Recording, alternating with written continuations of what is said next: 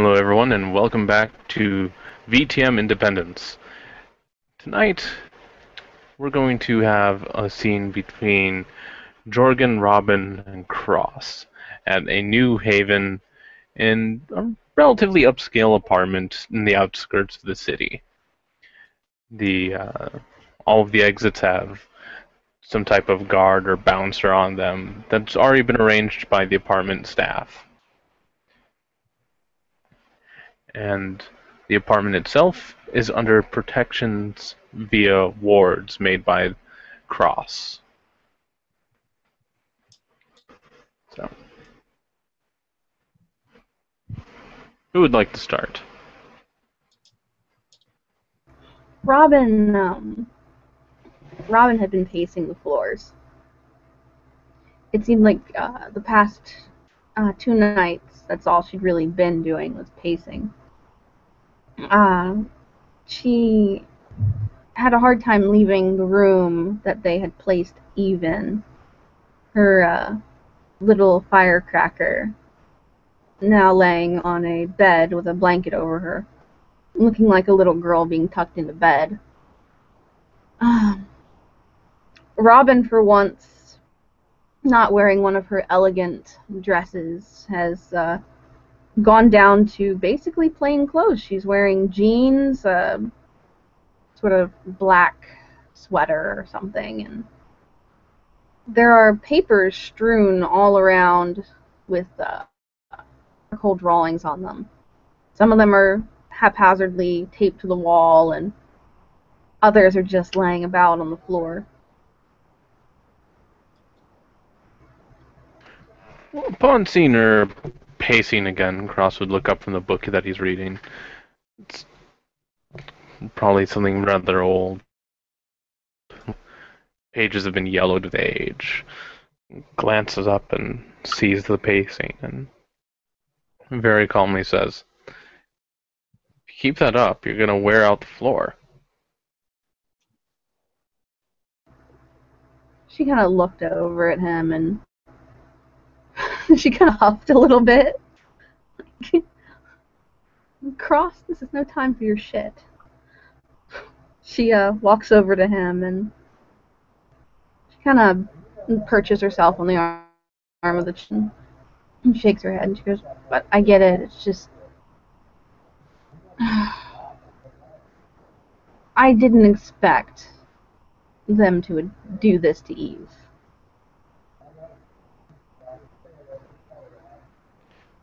I don't think any of us expected them to react like this.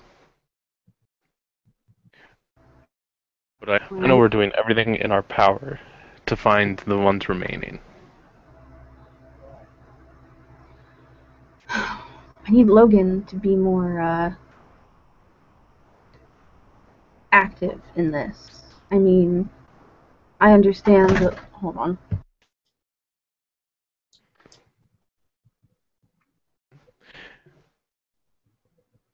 Sorry. I understand the bond between fledgling and sire. I know that better than anyone, but when your sire tries to kill you multiple times and then makes an attack on the prince, and you claim you want to be Camarilla, I think it's time to help rid of your sire. Wouldn't you say? You know I agree. Besides, do you know how many violations of the masquerade were caused by that simple attack? Quite a few. Considering you had to clean everything up? Well, that's my job. You do it well, honey. And she kind of softly pats him on the head a little bit and kind of runs her fingers through his hair.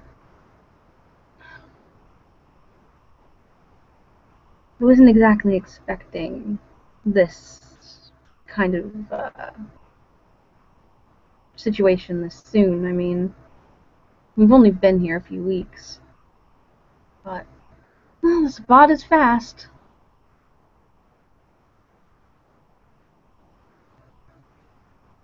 About this time, both their phones will simultaneously ring their text tones. Text from Jorgan saying, how's my sister doing? And if you have time, despite the inconvenience, I'd like to meet.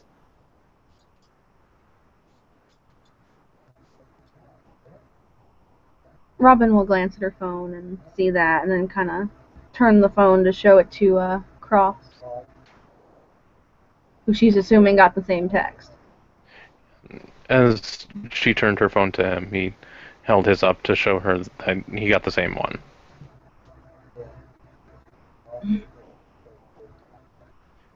The notification that he got a text message was the first chord of the Addams Family song. So it's a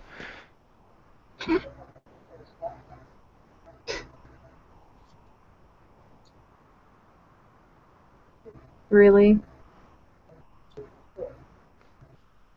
what? It was a good show. She kind of shakes her head a little bit, seeing some odd parallels between the Addams Family and their life. She gives him a little bit of a swat. Right. Either way, I don't know your fledgling very well, but he's been helpful, in the least. He's kept an eye on Eve. Do you think we could trust having him here, or do you think it would be too much of a risk? You know she's my first priority. I'm pretty sure we can trust him. Well then, I had better freshen up. You tell your fledgling to meet us here. And with that, she'll sort of hop up from the arm of the chair and head into the room that she'd been using to sleep in. Then to that, he'll just kind of get up from the chair and put his coat on and saying, I'll have him meet me at a cafe not too far away.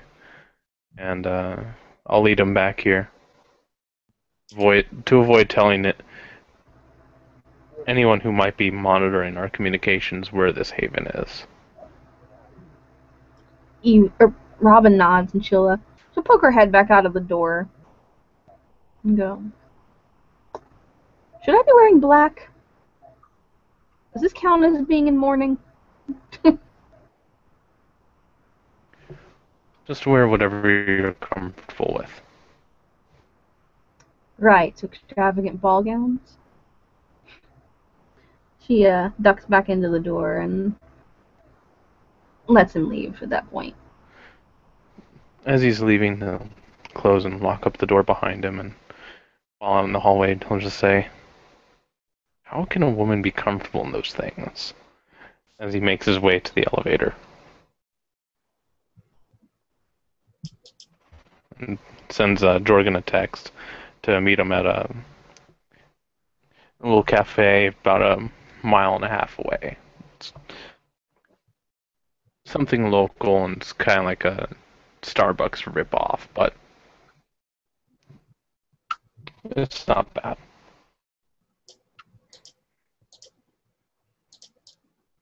Jorgan, upon receiving this text, was chilling out at his new home towards the outskirts of town as well. He'll head on out on his motorcycle and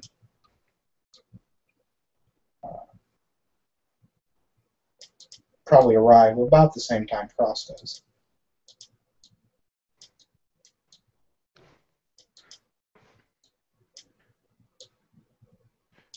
And as Cross gets there, he gives Jorgan a bit of a nod and gets himself a coffee. And he turns around and says, so,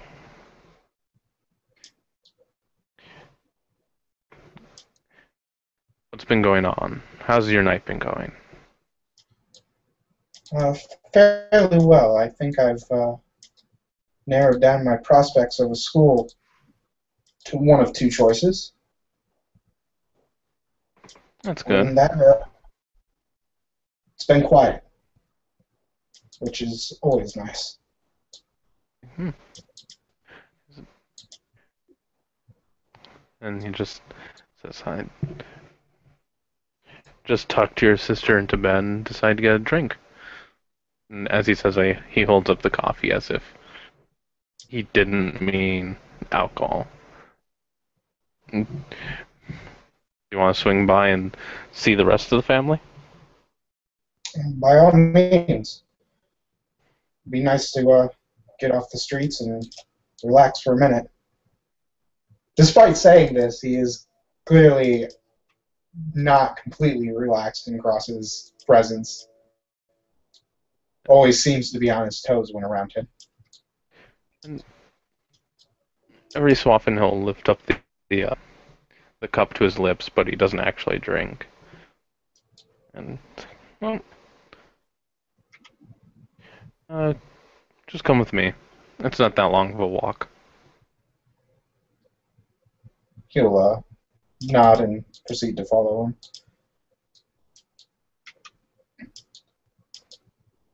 And Cross will lead him back to the apartments. Just one big building.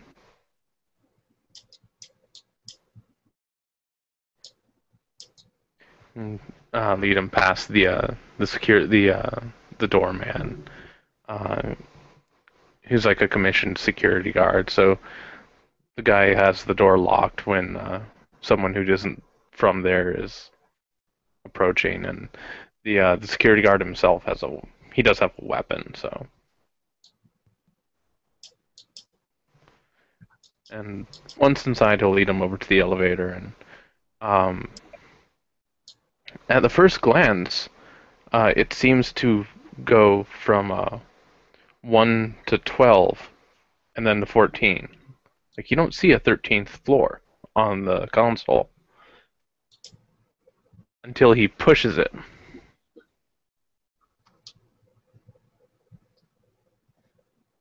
And Jorgan will chuckle slightly at this.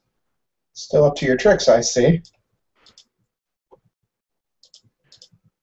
Well, can't be too careful. Understandably so. When the elevator reaches the 13th floor, the doors open and the hallways are completely empty. Just the doors to the empty apartments line it. And as you leave the elevator, if you glance to the window in the door to the stairwell, you'll see people walking up, but they seem to vanish before reaching the 13th floor, and they reappear up near the 14th floor, as if they walk through a portal. Now that is truly impressive.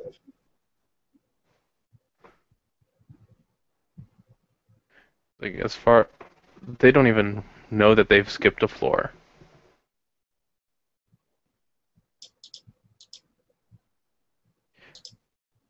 Stairwells all seem to be rather similar.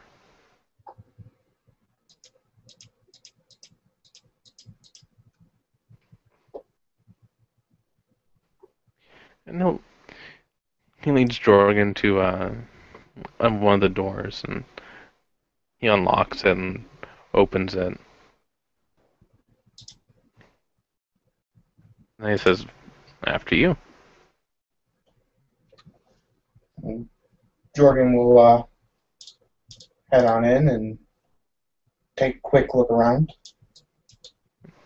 The apartment, it's a little upscale, as you could probably tell by the guards and the security measures that the humans had put into keeping the apartments safe. But he tried to be humble on this one.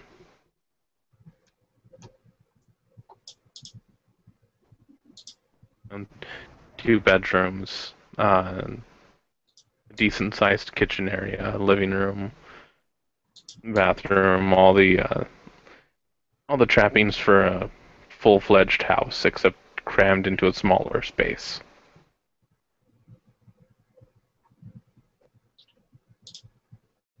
Jorgan will nod at this and proceed to walk into the living room area.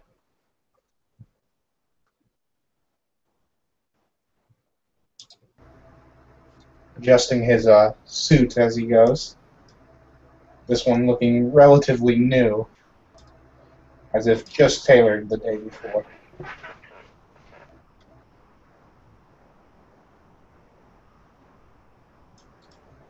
Before taking a seat in a chair.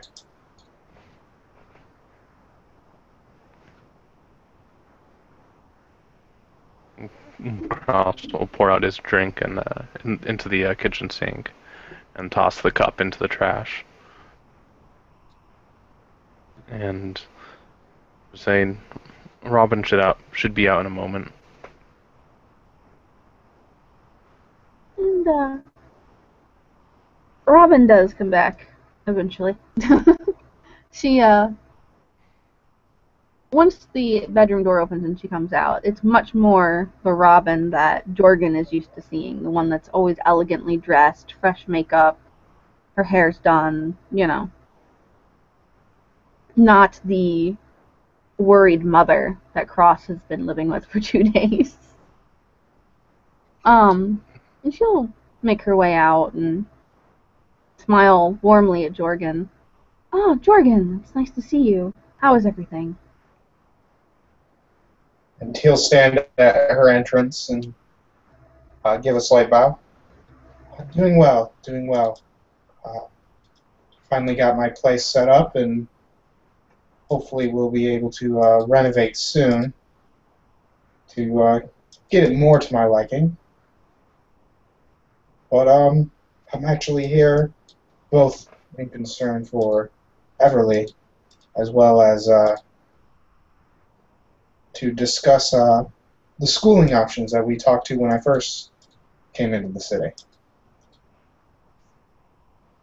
Oh, right. He wanted to open school. That's a very, very good idea. And she will just take a seat and she'll kind of glance over at Cross to see if he was going to come join them. And he does go over and takes a seat nearby them, and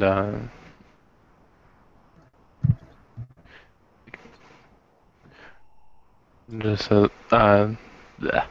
he takes a seat and looks between the two of them.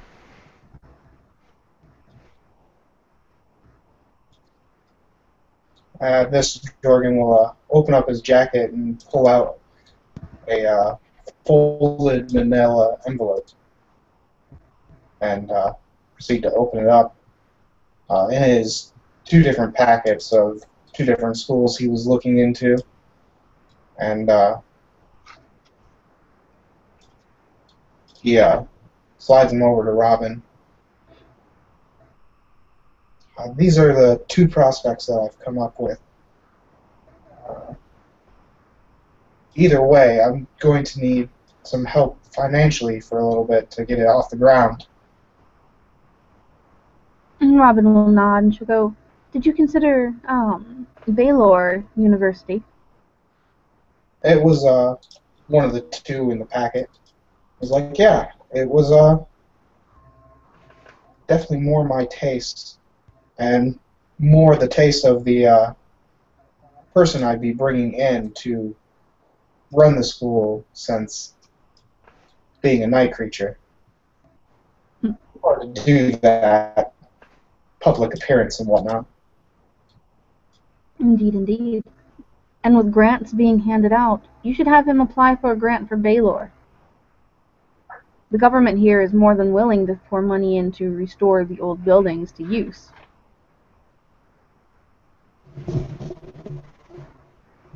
And Especially if they think they can make a profit off of it.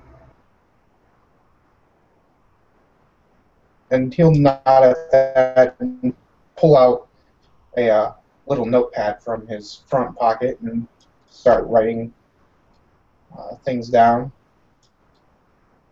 for suggestions.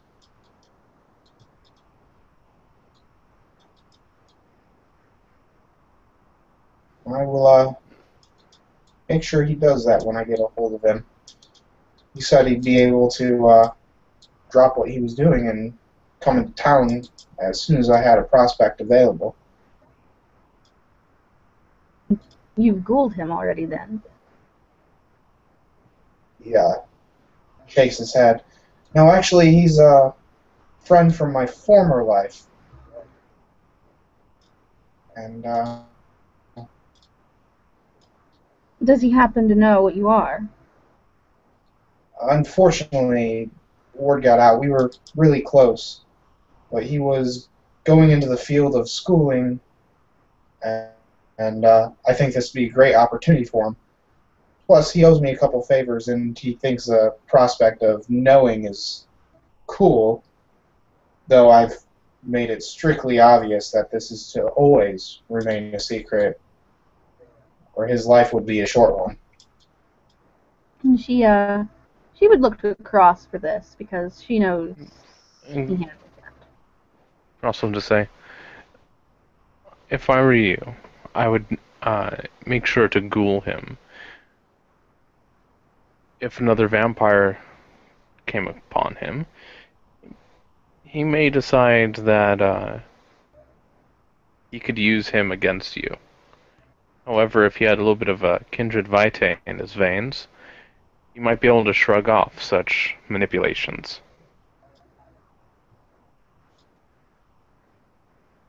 And Jorgan will nod at this, and I'll definitely discuss it with him. Like I said, we were friends for a long time, and I don't want to take away his choices as they were.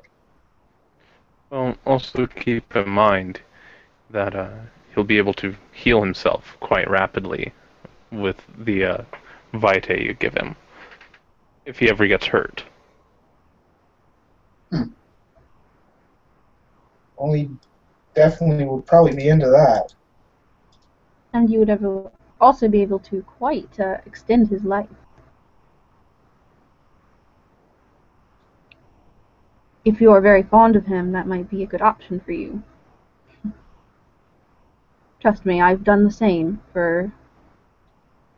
And before she can finish, you will hear the pitter-patter and sort of click-clacking of claws on the hardwood floor of the apartment coming from another room, heading towards the living room. Jorgan will look up to see the animal with a raised brow, knowing that most animals did not appreciate the presence of kindred. Robin will glance over to see her dog, a very large, very fat black lab, Mojo heel. And of course, the dog would immediately walk over and sit himself right at her side. And she'd place a hand on his head. For example, Mojo here is pushing 30. Very impressive for a dog. Almost unheard of. Mojo has been ghouled. I've been feeding him my blood since he reached maturity. I decided that having a puppy forever wasn't exactly the best option. And when Mojo came in, Cross would have gotten up and walked over to the dog to start petting him right on top of the head, between the ears, and scratch behind his ears.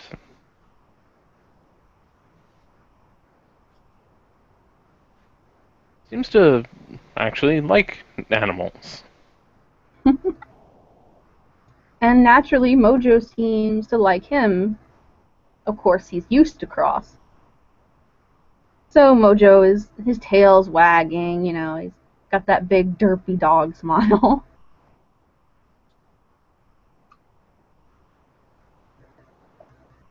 Jorgan would not be so adventurous around a new animal, but will nod at the explanation.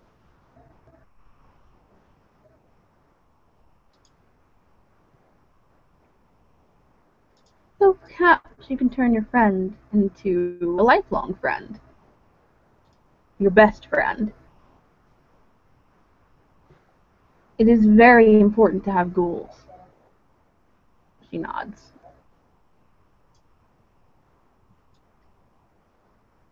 He'll nod at that.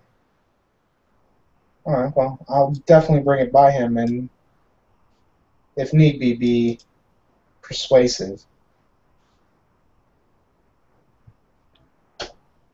Because, Jorgan, I like you. I really do. So I don't want to see a case of you becoming a masquerade breach due to your friendship. Mortals don't exactly have the easiest time keeping secrets. As much as we like to think they do, gossip happens, and of course something with the supernatural, they just want to tell everyone because it's so exciting, it's fresh, it's new. Especially when dealing with immortals, it gives mortals, tongue twister. It gives mortals hope for immortality. Because what does a mortal fear more than death? And to that, even though Cross is like at this point crouched down a bit to really pet the dog, probably making its face stretch out a bit. Uh, say he would just say very nonchalantly, failure. Well, failure indeed, my sweet. But the human body fights against death, even subconsciously.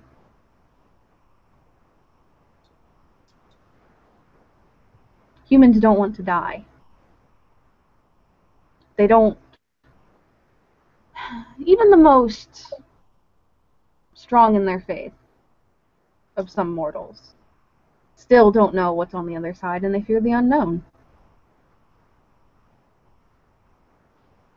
Rightly so. I'll definitely have a long discussion with him. And if need be, I may have to let him go and hope that Cross can help me with the removal of memories. Hopefully it won't come to that, Jorgan. I have faith that you can make this situation work. Most definitely.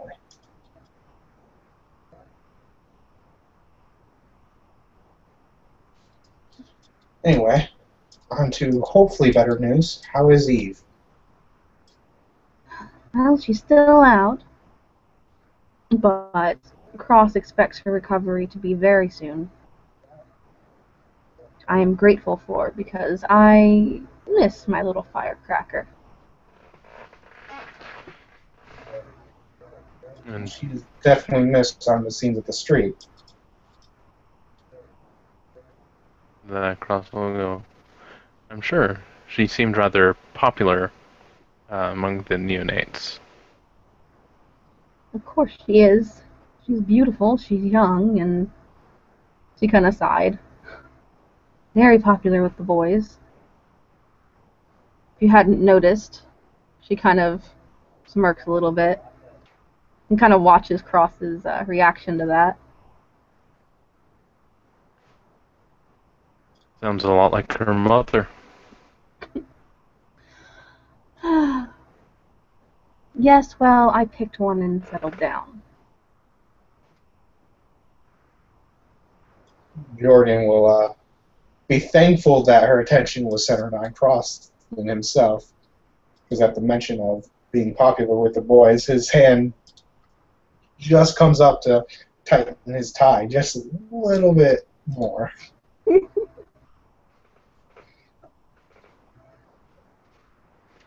Robin will turn her gaze. He's taken a liking to Eve and doesn't want to spill her secrets, but knows that if it came down to it, he'd have to tell Prince. Robin will turn her eyes to Jorgan and go, "You've been around Eve quite a bit. You know what she's like. But I have a question. It's very simple. And you don't have to tell me everything, because honestly, I don't really want to know everything about Eve's life.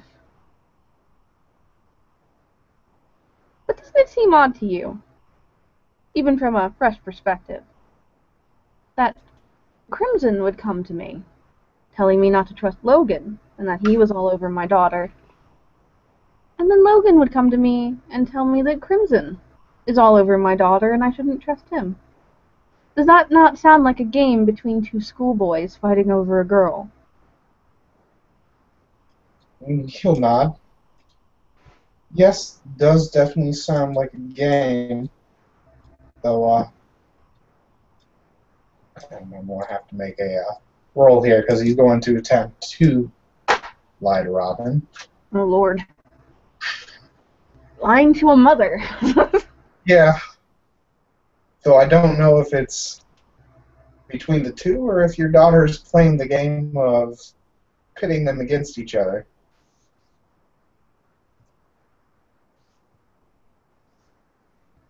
See.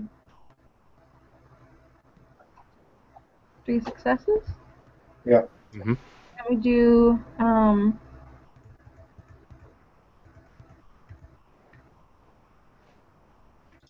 It's perception and empathy. perception and empathy?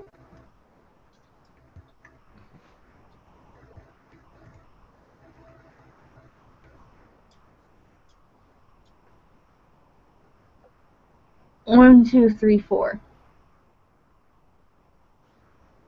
So I beat him by 1. Yep. Alright, well. So How you is know it? Jordan knows something Yeah. that he's not actually revealing about the love triangle, Yeah. quote unquote. And, Robin will kind of arch a brow at that, but she won't really pry too far into it and go, right. Well, that would be like my daughter, wouldn't it? She might pretend that she doesn't like the political games, but she likes the games. She just plays it a little differently than I do. And Cross will just stand back up, patting the dog on the head before taking his seat again, and says, "It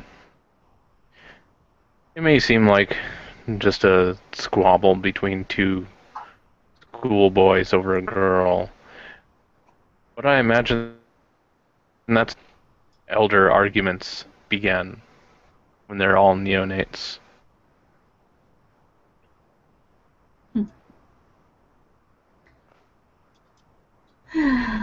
No. Romance does tend to be what of a topic for arguments, but yes. I agree. Starting out with the rivalry young will probably mean that there will be quite a bit of infighting with those two when they're older. Though Crimson is independent. I'm sorry I haven't had much time to talk to you about the fact that there is an independent in our city, and I've been informed he's a Setite. At that, Cross will just raise one of his eyebrows and say, "Setite. Well, you know how I feel about Setites." Yeah, I know. And she'll sort of snake an arm around him and go, but it's alright. I'm keeping a close watch on him, and he makes one wrong move, and, well, dust to dust.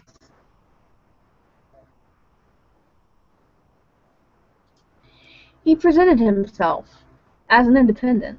I was actually a bit surprised. Most independents I've been involved with have neglected to visit the prince. At least he's showing mild respect for my city. The Setites that were in Las Vegas surely didn't do that. Vegas is an entirely different beast than Independence.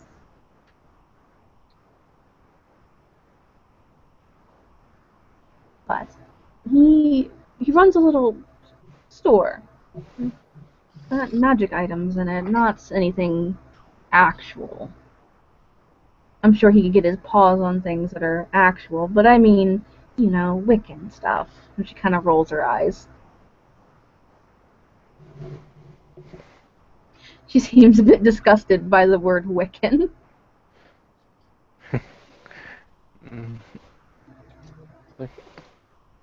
Well, at least he's keeping to the masquerade, even if Wicca does come relatively close. Yeah. But he's been keeping quite well as far as I'm aware.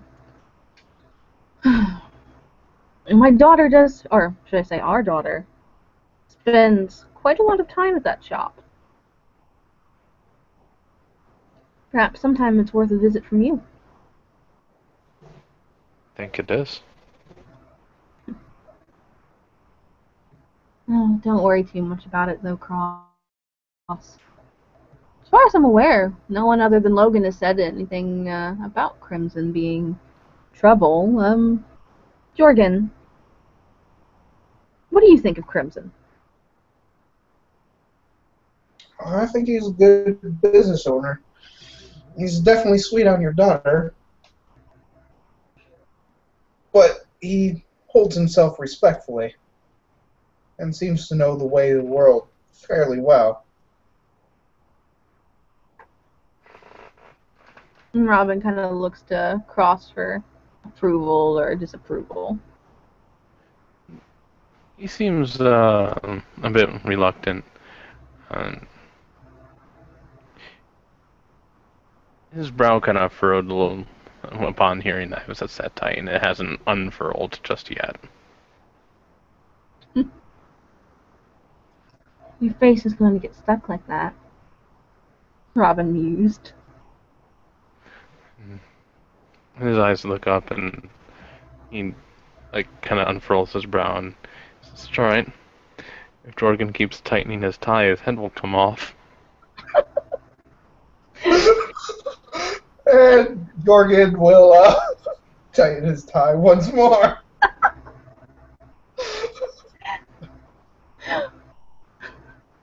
Robin slowly regains composure. And shakes her head. Yes, well, it would be a shame if he lost his head this early in the game, wouldn't it? I think it would be.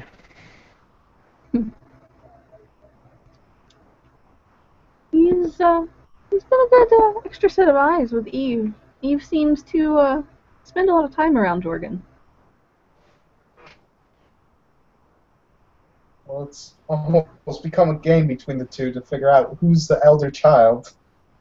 Ah, so then I won't allow for a reveal of that just yet, and she'll kind of nudge Cross. You're not going to tell him who came first, are you? What? Oh, no, of course not. Let's let them have their little game for now, and then we'll see. We'll see.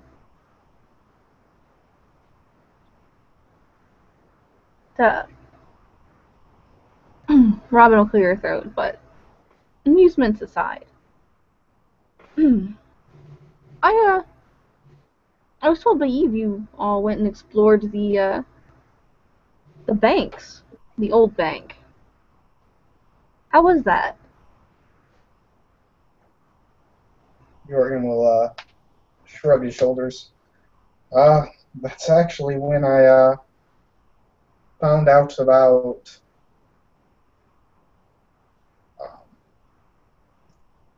Zakul's condition and met Lucas. Ah. I stepped in to try to defuse a potentially explosive situation and proceeded to extend a hand of friendship to Lucas, mainly to keep an eye on it. I was hoping to tell you before, but Hurley's convenience was at the party.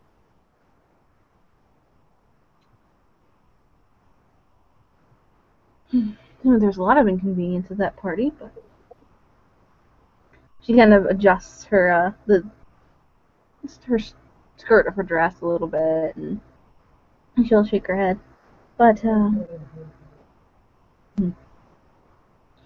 well, I don't mind if you explore the older buildings. Logan kept expressing repeatedly that he thought it was a bad idea that I might get mad, but I assure you I won't. The pursuit of knowledge and the pursuit of information is just very important. And I haven't gotten to explore any of these buildings as much as I'd like to. My new position keeps me mostly retained to the museum. So please explore the old buildings in my stead and let me know what you all find. And pass it on to your fellow neonates. Of course, be careful.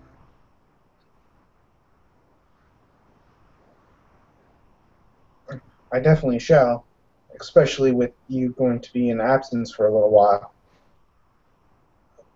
Anything else you need from me, from either of you?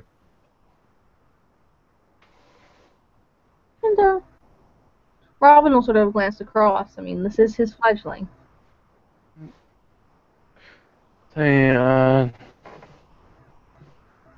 Nothing as of yet.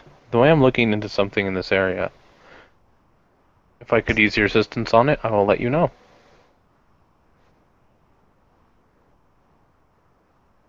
But of course, you know I always do any research you ask or any favor you need. The gift you gave me is beyond anything I could have hoped for.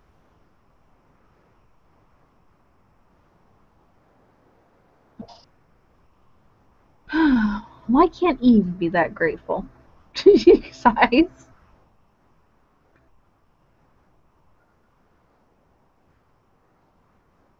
And that can also Jorgan design that will thing. slightly shrug Mm. and then proceed to stand up. Anyway, sorry to cut this short, but I must be running. Of course. And Robin will stand up, let him out. Well, it was nice seeing you And again, he'll George. give Oh, sorry. no problem. He'll give a slight nod to Cross when he follows Robin out. Yes, pleasure seeing you again. Please inform me once Eve is back up and moving. Of course. Send her in your direction when she's up. Have a good night, Mr. Shell.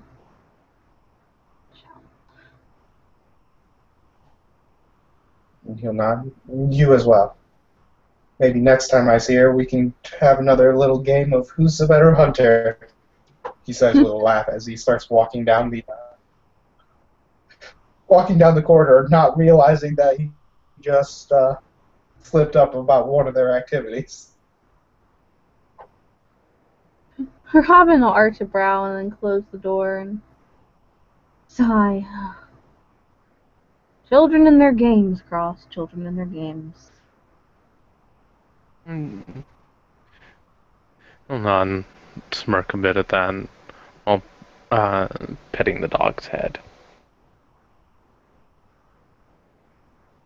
Making its ears flop from one side to the other.